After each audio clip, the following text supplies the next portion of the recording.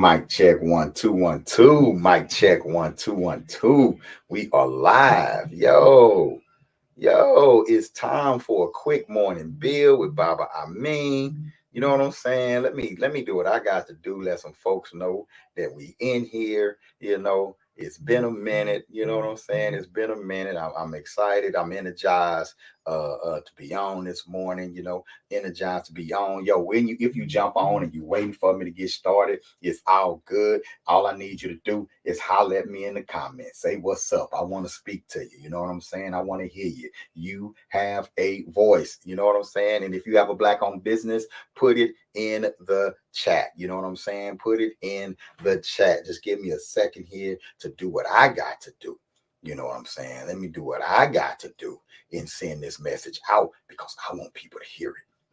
I want people to hear it. I want people to engage. You know what I'm saying? That's what I want. I want people to think. I want people to disagree. I want people to argue about it. I want people to think. You know what I'm saying? And hopefully my prayer is this morning that I can earn that I can get up and talk about a little something that's going to have you talking about a little something for the rest of the day. You know what I'm saying? And so make sure you like it and share it. Let's get this word out. Let's spread the word. There's not a whole lot of people out here that are boldly telling the truth, a truth that affirms us, a truth that empowers us, a truth that builds us up. There's not a lot of people out here that are building institutions for us. Now, we out here, though. Don't get me wrong. We definitely out here. You know what I'm saying? But those that are out here putting in that work, let's support them. Let's support their businesses. Let's support their initiatives. Let's let our voices be heard, our presence be felt. You know what I'm saying? Let's say it. Let's make statements with our minds. Let's make statements with our mouths. Let's make statements with our dollars. You know what I'm saying? So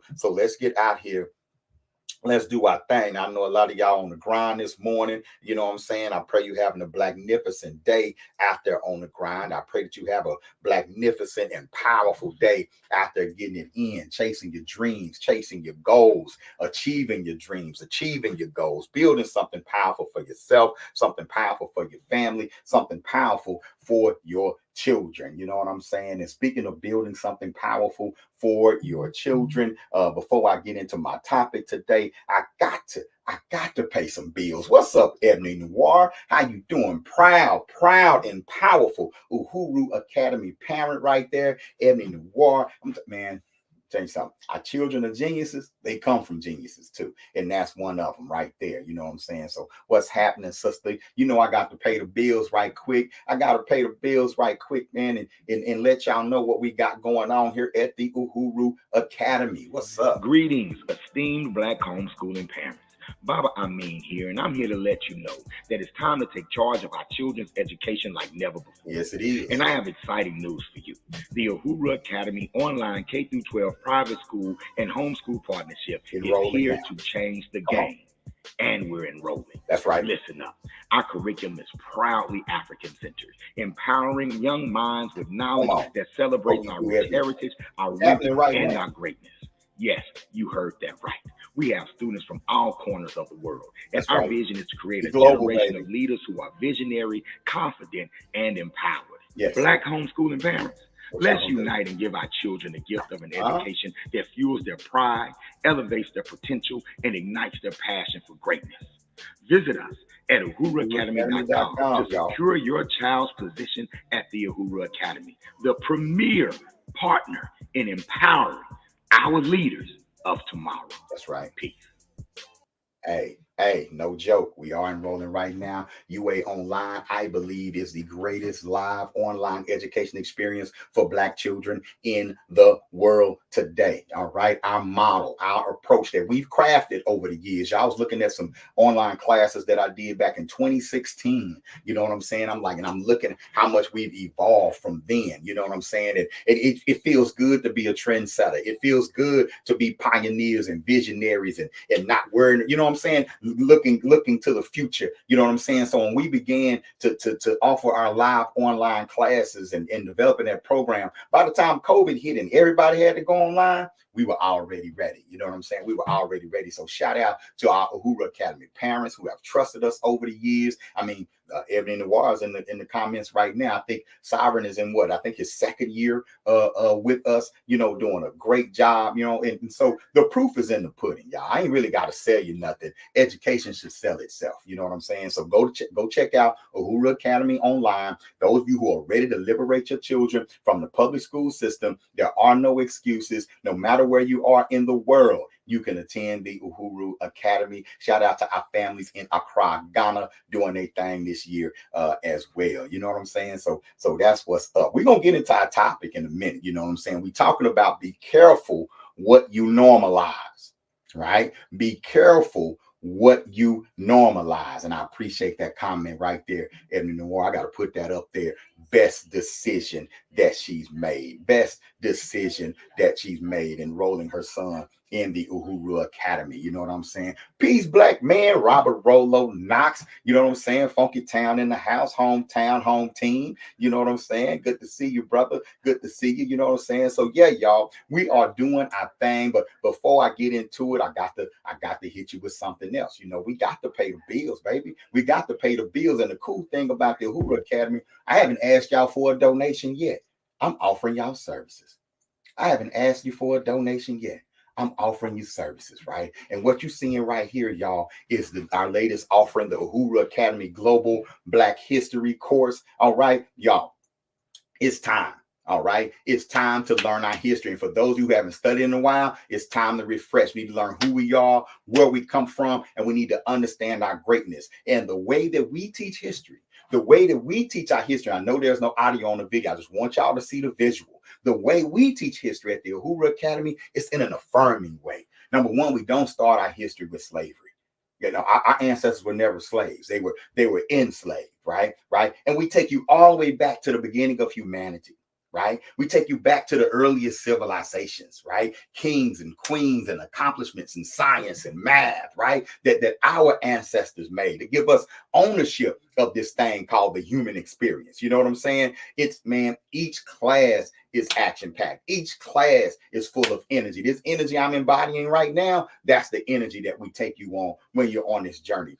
In this class, I'm going to bring in some guest speakers as well. I'm going to bring in some guest speakers who are experts on certain aspects of our history to talk to you all. It's going to be pre-recorded and live. You'll be able to make the live sessions, but if you can't make the live sessions, you'll have the pre-recorded sessions. You're going to get free reading material. You're going to get access to the class into perpetuity, so you'll always have something to go back to if you're on that journey, right, to learning knowledge itself. This is the great jumping off point. And it don't matter what vantage point you're coming from or what philosophy or ideology that you're looking at.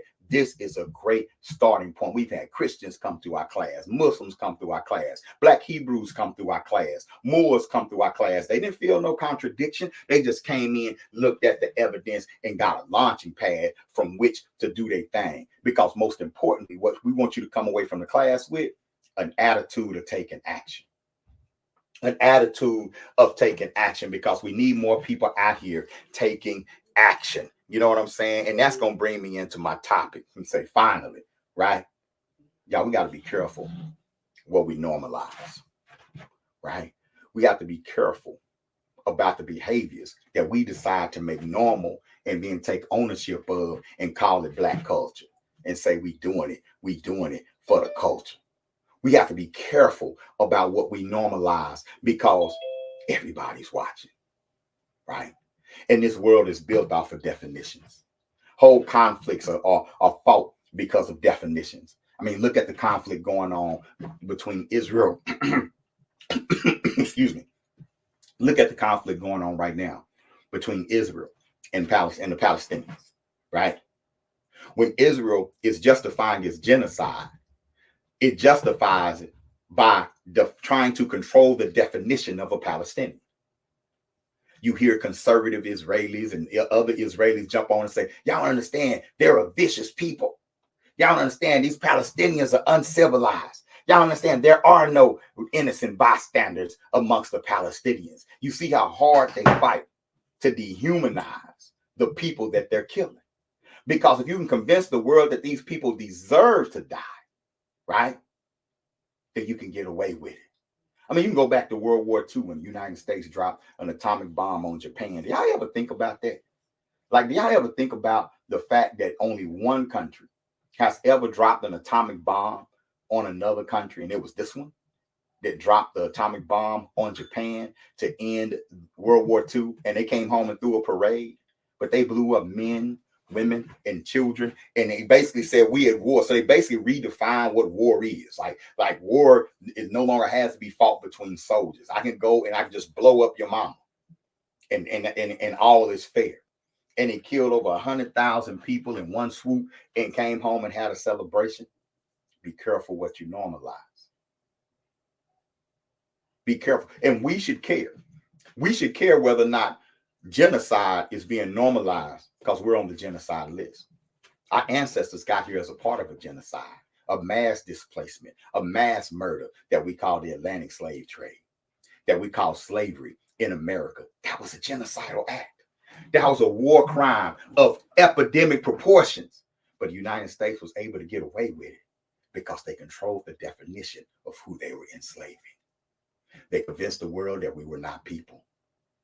Therefore, it didn't count that they enslaved us. They convinced the world that we were savages. They convinced the world that, yes, while slavery was brutal, but in servitude to them was the only way we would be useful to humanity. That outside of being enslaved and serving them, we served no purpose. The only legitimate wars you ever fought were the wars you fought on behalf of America. The only legitimate thing you ever built were the things you built on behalf of America. Even when we learn our history, especially in the public school system, you learn your history to celebrate Black people who served the empire. You learn in terms of Black people who served the American empire. That's who we celebrate, those who make it to the top in America, right? That reinforces the idea that there's nothing legitimate outside, nothing legitimate about you outside of your U.S. citizenship. There's nothing legitimate about you outside of your American experience. Be careful what you normalize. Many of us, when we think Black history, the first topic that comes to your mind is slavery. A lot of us, the first thing we say Black history, the first thing many of us think about is slavery. As if our history begins with slavery. With being a slave being a definitive experience of your ancestors. Is that healthy? Not only is it not healthy, it's not even true. Be careful what you normalize. Everything that was ever done to us in this country was justified by their definition of who we are. Why Jim Crow laws? Because they're savage, they're lazy. You got to make a Black man work. If you don't make an N-word work by law, he ain't going to get no job because he's lazy. So we have vagrancy laws. Y'all see how that works? Why so many Black women dying, giving birth, and what's going on with the health care with Black women? Well, Black women can take pain. Because they're almost like animals. So they can take pain more than anybody else. So we don't have to treat them with the same care and delicacy that we treat other people. You see how definitions can impact you? Why so many Black men locked up? You know what I'm saying? That's racism. That's racism. Yes, racism, but it's racism based on definitions, false definitions that have been created. The Black man is a natural criminal. He wants to be a criminal. He's naturally inclined to crime. He would rather steal than work. That's the definition. And so policies are written based on those definitions. You're treated a certain way based on those definitions. You're educated towards those definitions to the point where you start internalizing those definitions. Because most of the time when I hear about Black people having bad habits as a group, it comes from Black people. Niggas ain't shit. All Black women all got attitudes and they don't know how to keep no man. Black men is sorry. They ain't nothing like the Africans from the continent. These Black men out here is sorry. These Black men out here is lazy. We're parroting the definitions that we've been taught. Now, are there lazy Black men out there? Hell yeah. Absolutely. But is that the majority? Are there hardworking Black men out there? Absolutely. Why we won't define ourselves by those of us who are working hard? Why don't we define ourselves by those of us who are great fathers? So I said, yeah, you don't think about black women. They end up in fatherless homes, black children. Most black women are single mothers. We just start saying that. But every single mother don't mean uninvolved father. But we're quick. We're predisposed to accepting these negative definitions, right? Because of what's been taught to us. We're perpetrating it. It's on the inside. It's internal. So we're expressing it outwardly. I mean, the most prejudiced, the most anti-black language I hear comes from black people. And then we live in this contradiction because then when something happens, when Trayvon Martin is killed or Mike Brown is killed or some police brutality go on, we jump out there and we stand up and we say Black Lives Matter and we fight, and it's hard because it's like this contradiction because I don't like us on the inside, but I feel like I gotta fight for us on the outside. And a lot of our movements don't last because we don't have the internal fortitude to keep it going. We are still predisposed and trained to get away from each other. We're trained to get away from each other. Like we was raised to grow up and get out of the neighborhood, to get away from black people, try to stand out as a special black person, as a black person who can be civilized. I'm not one of the savages. So hire me, Bill Gates. Hire me, Google. Hire me, Walmart. Hire me, train company and all that. Hire me because I'm civilized. I have an education. I have a degree. So hire me and pay me so I can move away from these colored people and stand out. And see, when you have that as a goal, when black people get attacked, I got away from them. I got away from them. I don't need, that's a day problem. They just attacking them because they poor and black. They're attacking them because they don't have no education. Then they turn around and attack you with your middle class ass. Then they turn around and pass you up for a promotion with your middle class ass. Then they turn around and fire you unjustly with your middle class ass. They pull your son over and beat the hell out of him with your middle class ass. And you sit up and you realize, hold up. They attacking me because I'm black, but I have a degree. You still black. I make over $150,000 a year. You still black. I speak just like you. I dress just like you. I blend in perfectly. You still black. And you got because you don't understand what that means. You got because instead of embracing who you are and redefining who you are, you try to switch it up. You try to assimilate. You try to integrate. You try to hide. You thought you can accomplish your way out of your blackness. It don't work like that. You're going to have to redefine your blackness and take ownership of your blackness. That's the only way. Then we down there in the hood and we protest and we wonder why ain't nobody care. Why ain't nobody come out? When the TV and cameras and stuff was here, everybody was out here screaming, no Justin, no Pete. They was all doing it. But now that the cameras are gone, everybody else is gone. We was pro-black for 10 days after Trayvon. That's what they say. We got a 10-day memory. After about 10 days, the excitement over fighting for ourselves, it dies down. Then the enemy knows this. If we just wait them out for about 10 days, give them 2 strong weeks, 10 business days, they'll go back home. Just wait them out. They'll go back home without getting real change. Hell, they don't even know what to fight for. And if they learn what to fight for, they don't know how to fight for it because we haven't taught them. They still marching. They still copying Dr. King now. All they know to do is get out here and march. They know nothing about the negotiations behind closed doors.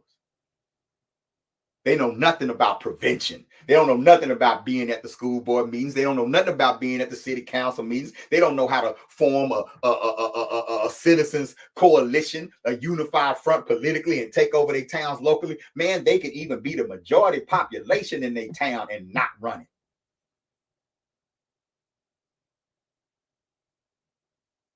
And that's real. And it's like that. It's like that in a lot of places. Because we don't have it here. We don't have it here. We still wanting to be accepted. We still just happy to be at the table because we haven't embraced who we are. And when you don't embrace who you are, right, if you don't take control of your narrative, right, somebody else will. And in a capitalist society, it's going to be somebody who can make money off of it. And if I can make money off of you while eliminating you as competition at the same time, ooh, they figured out a way to make billions off of Black culture without allowing Black people to own said culture. They figured out ways to make billions off of Black people while preventing Black people from making those same billions, those same trillions, or building those same generational institutions. Oh, genius.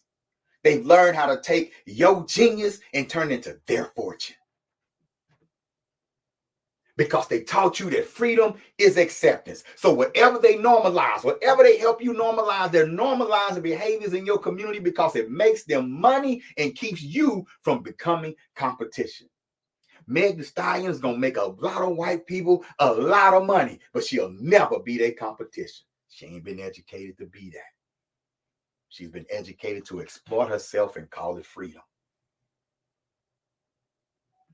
P. Diddy, whoo, in the game, wasn't you, P. Diddy? You was in the game, $1 billion brother, in the game, partnering with these white folks, but as soon as you fell out with them, next thing you know, they done open up the file on your ass. Because while you were partnering with them, you also became them. Culturally, you became them. Culturally, you grabbed their misogyny. Culturally, you grabbed their attitudes towards women. Culturally, you grabbed a lot of those behaviors. A lot of them parties, you did it with them, didn't they? They probably turned you out. They probably turned you out. So they knew exactly what to do to destroy you. Because they taught you the behavior that's going to lead to your self-destruction. Uh-oh. Because you ain't got that protection no more. But if culturally, if you can embrace yourself and take that business genius and build an empire while being an upstanding, just brother, what can he do with you then? We need to learn. Be careful what you normalize. See, y'all, misogyny is normalized in this society. Taking advantage of a woman, tricking a woman, manipulating a woman into sex. That's normal. That was normal behavior for a long time. At one time, it was normalized that if you can take it, take it. Oh, yeah. Be careful what you normalize, especially in a capitalistic, racist society. People start talking about kill yourself. These boys need to die. These people need to die. Y'all better be careful. Be careful echoing that sentiment. See, our ancestors understood. Our ancestors understood. Well, whatever America was doing outside the house, the people out there, they knew. They knew we was one decision away from that happening to us. They knew that they had to work and organize every day. Be out here in these streets and talking and building every day to keep these crackers at bay. To keep these people at bay, to keep these institutions at bay, constantly under the gun, constantly in a hostage situation here in the United States. You get a chance, go watch this documentary. I wish it was on Quayle.tv. Let me plug Quayle.tv, a Black-owned streaming service that's out there. It has a lot of great documentaries, independent films, global films, short films. Check out Quayle.tv. All right. Now, there's a great documentary on Amazon called Silver Dollar Road. And it's all about how the state and local government and white corporate America conspire to steal land from Black families. It points out the fact that Black people, since the end of slavery, we've lost 90% of our land. Lost 90% of our land. By 1910, Black people in America owned almost 20 million acres of farmable land. In 2024, I believe we own less than 2 million acres of farmable land. We've lost. But because we don't understand the value in land, we don't see that. We think that being able to use a white water fountain is more valuable than having 100 acres of land. We believe living in a city, in a tenement house, being able to ride the subway and go to the club has more value than owning 50 acres of prime real estate in Georgia. Be careful what you normalize. A lot of times, y'all, Black people have had to normalize our behavior based on survival. See, we had to normalize leaving the land because we were being terrorized off of the land. We were being beaten and killed and murdered on the land. Our land was being taken from us. So we had to say, yo, we going to the big city. And we had to make it feel like we was really about to do something because we were really being pushed. We didn't really go to the big city. We were pushed to the cities. We were refugees in the cities. No, that's what happened. There's another great documentary. It's on Quayle.tv called Banished. And Banished talks about the several incidents where whites in a town systemically and physically ran Blacks out of town. There are towns in this country that became all white as a result of a genocide and an ethnic cleansing. What happened in Gaza, that's happened in the United States several times after slavery. Be careful what you normalize, because genocide begins with a definition. Mostly every time Black people were ran out of those towns, it began with a false accusation of rape, a false accusation of sexual assault. That's why when I see all the brothers getting caught up now, they get sexual assault accused of sexual assault, and I'm not talking about guilt or innocence, but when I see it, I say, ooh, all it takes is an accusation. And we have lost so much behind those accusations. Ooh, we've lost so much. And it's still easy for us to believe that a Black man committed sexual assault because the prevailing definition is still he's undisciplined and only interested in sex. Be careful what you normalize. It's not normal to walk around naked. I mean, it is in certain societies, but they have a different moral compass than where we live. They have different definitions of what nudity is than where we live. And see, when you're miseducated, you'll normalize fighting for things that ain't even freedom. Sister, that's just because you can walk half naked outside, that don't make it, that's not freedom. That's not what freedom is. Like we fighting to end economic oppression. We're fighting for food, fighting against food insecurity, right? But if you're miseducated, right, you think that you're contributing to the fight just because you're gonna dress how you want to dress and sleep with whoever you want to sleep with. That's not power. But I can understand how it could be power, because for so long, especially in this country, but in Africa as well, the Black woman's body has been under other people's control. So when you finally get control of your body, it's a natural response to say, well, let me do something that ain't boring with it. Let me flex the control I have over my body. Let me flex that. But modesty is control too. Forcing people to focus on your mind, your innovations, and what you create, that's control too. We have to be careful what we normalize. We have to be careful that we're not making it unsafe for Black women in the future. You know, one of the things that soldiers like to do when they come in is rape.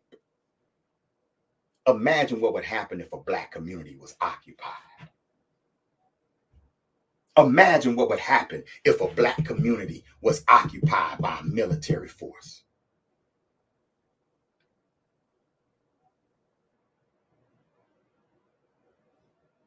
They're going to assume you want it. They're not going to cry. They're not going to hesitate. Because what you may be calling empowerment when it comes to showing your body, I call it desensitization to your body. We're going to become desensitized to it. Desensitized to its well-being, desensitized to its development, desensitized to its purity. We're going to become desensitized, even more desensitized to what happens to you. Be careful what you normalize. Brothers, bragging about thugging and bragging about, the silliest shit. Be careful what you normalize. We already feel it because when you get in court, they look at you like the trash that you pretend to be. They look at you like that. They look at you like someone who doesn't want to be a part of society. They look at you like somebody who wants to kill somebody else, especially kill somebody black. You get looked at like that. And what we try to do, we try to switch it up and put the tie on and say, that's not really me. Ask Young Thug. He in there right now trying to say, that's not really me. That's just entertainment. That's not really me. But go find a record. Go find one of his songs where he say, this is not really me. I'm just entertaining y'all. Is there a warning label? Maybe the rapper should put a warning label on there and say, this is warning. This is just entertainment. The artists that are depicting characters that they made up in their head. Now we don't get that. You want that authenticity, don't you? What you say is, I'm a real one. That's what you say. Be careful what you normalize. Be careful what you normalize, because what you're normalizing is self-destructive. How do I know it's self-destructive? You ain't building nothing. You ain't building nothing. I go through the hood. I don't see nothing that the homies that's making money is building. I don't hardly see nothing. I'm not impressed. When I was in Fort Worth, I built more for the people with no budget. I built more institutions for the people with no budget than cats I knew that had all kind of money was building for the people, but they didn't have the heart and they didn't have the education. No matter how much money you have, if you don't know who you are, if you don't control the definition, because the thug is trying to get out the hood too. The thug trying to get away from black folks too. He just can't, because black folks is market. He can't be 30 miles away from where his money getting made, because the brothers that's selling for him gonna steal from him. So you stuck there. So you mad and happy at the same time. You mappy. Because you can't leave, but you can't stay. So in your defense mechanism, you're gonna embrace this be for life, man. ETG for life, man. ETG. But you don't invest in nothing in your neighborhood. You ain't running the politics. You ain't doing none of that. Be careful what you normalize. Now you start normalizing beef. You start normalizing killing and getting killed. When you normalize killing, you're normalizing getting killed. You need maybe that's the part you need to understand. That if you're normalizing killing others, you're normalizing getting killed. Because killing go both ways. Be careful what you normalize. Be careful. Before you know it, somebody will be standing up in front of the world stage saying that group of people, black people in America, should be ethnically cleansed because they are a curse upon humanity. They're not contributing anything. Their offspring won't contribute anything. Americans say, we tried. We've tried to civilize them, but they've embraced all types of lifestyles that many of your countries would not accept. If you let black people come where you are, they're going to bring alternative lifestyles with them. They're going to bring drug habits with them. They're going to bring laziness with them. Imagine if we was trying to get away from America and America didn't want us to leave. Imagine the type of evidence America could produce to let another country know you don't want them there. So y'all better get out here and help me spread the word and help others spread the word about who we are. Y'all better stop echoing and parroting every negative thing white folks say or everything they say on the news. Stop talking about the children that are messing up all the time and talk about the majority of children who are doing their best. The majority of children who are doing great things. Y'all better have it on your mouth. You better have it on your lips. Talk about it. You better show. Let's use this social media. Let's use any platform we have to show our greatness to the world. Because the other side is putting a file together on you. And if we got to move around or we need help, like the Palestinians, like, why ain't nobody come over and fight for us? You know why ain't nobody fighting for the Palestinians and everybody just trying to negotiate? Because Israel's done a great job of defining what a Palestinian is. And people are crying, but they ain't crying hard enough to bleed. If you're going to survive in this world, you better make a definition about yourself and control that definition that's so strong that people will fight for you. They'll not just cry for you, they'll bleed for you. And most importantly, you'll bleed for yourself.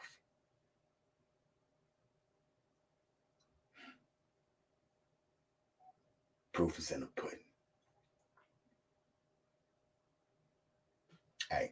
I hope y'all got something out of this morning. I know I did, but I got to go back to class. All right. I love you. I don't mind telling you. Visit uhuruacademy.com today. You can make a donation on the website, or you can cash app us at $Uhuru Academy. You can go to uhuruacademy.com. Look, we're fighting a narrative. We're fighting a narrative. That's what we're doing. We want to put it on everybody's mind, the greatness and the beauty that is African people, Black people. Join me. Yo, this has been the Morning Bill. I'm Baba Amin. Peace.